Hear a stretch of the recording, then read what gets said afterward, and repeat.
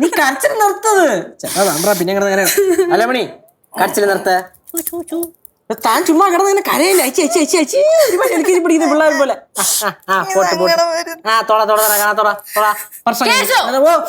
എന്ത് ഇതാണ് ഇവിടെ അല്ലേ? തുടച്ചു കൊടുക്ക്, നന്നായിട്ട് തുടച്ചു കൊടുക്ക്. നീ ഉദ്ദേശിക്കും പോലല്ല. നീ ഒരു കോഴിയാന്ന് എല്ലാരും പറയുന്ന കറക്റ്റാ. പറയല്ലേട്ടാ, ഞാൻ ഇവിടെ സമാധാനിപ്പിച്ചു കൊടുത്തോണ്ടിരിക്കുന്നു. ഞാൻ നേരത്തെ അവിടെ നിന്ന് കരഞ്ഞപ്പോ ഈ ടൈപ്പ് സമാധാനിപ്പിക്കലൊന്നും ഞാൻ കണ്ടില്ലല്ലോ. ഞാൻ അത് വേറെ സമാധാനിപ്പിക്കൽ, ഇത് വേറെ സമാധാനിപ്പിക്കൽ. മെറില നീ ചുമ്മാ എല്ലാം കൂട്ടിക്കോയെങ്കിൽ ഞാൻ മനസ്സാവാതെ കർമ്മണം ആലോചിക്കാത്ത കാര്യമാണ്. എടാ കേശു, എനിക്കിപ്പോ ഒരു മനസ്സമാധാനം ഉണ്ട്. എന്റെ മനസ്സമാധാനം കളഞ്ഞപ്പോ അല്ലേ? എന്തല്ല അപ്പൊ രണ്ടുപേർക്ക് സമാധാനം കിട്ടിയോ? ചേച്ചി അതെ, ചേച്ചിയുടെ അനിയനില്ലേ ശരിയല്ല കേട്ടോ. ചെറുക്കനെ തലമണ്ടടി പൊട്ടിക്കും ഞാൻ. അല്ലേ ചേച്ചി, ഇവൾക്ക് ഭയങ്കര പോസസീവ്നെസ് ആണ്. ഇതൊന്നും അത്ര ശരിയല്ല കേട്ടോ.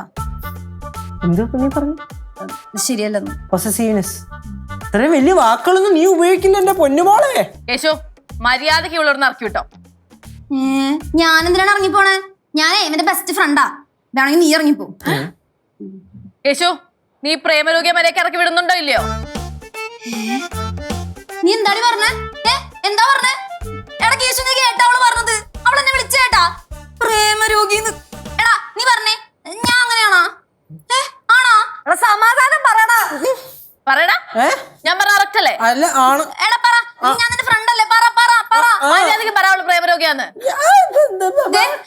എടാ കേശു, ഞാൻ നിന്റെ ബെസ്റ്റ് ഫ്രണ്ട് ആയതുകൊണ്ട് ഞാൻ നിനക്കൊരു ഉപദേശം തരാം. നീ എത്രയും പെട്ടെന്ന് ഇവളെ നിന്റെ ലൈഫിൽ നിന്ന് ഒഴിവാക്കിക്കോ. ഇവള് ഭയങ്കര ടോക്സിക്കാ. ടോക്സിക്കാ? ഞാനാ? എടാ ഞാൻ ടോക്സിക്കാ? എടാ കേശു പറയണ ഞാൻ ടോക്സിക്കാ?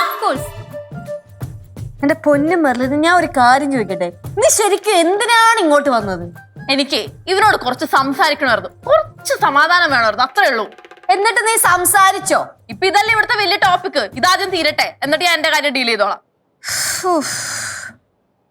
എന്താ എന്താ അവിടുത്തെ പ്രശ്നം? അല്ല, രണ്ടിനും കേശുവിന്റെ സമാധാന ക്ലാസ് മതിയായില്ലാന്ന്. ആണോ? എന്റെ കയ്യിൽ കുറച്ച് കൗൺസിലിംഗ് ഉണ്ട്, അത് മതിയോ? പിന്നെ അമ്മൂമ്മയുടെ കൗൺസിലിംഗ് നിങ്ങൾ കേട്ടോണ്ടിരിക്കും, ഞാൻ പോണു.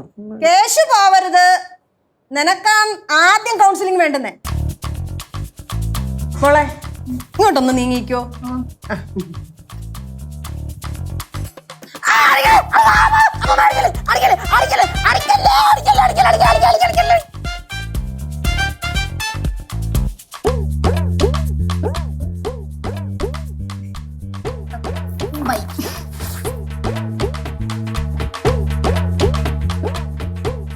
എന്തിനാന്ന് മനസ്സിലായോ?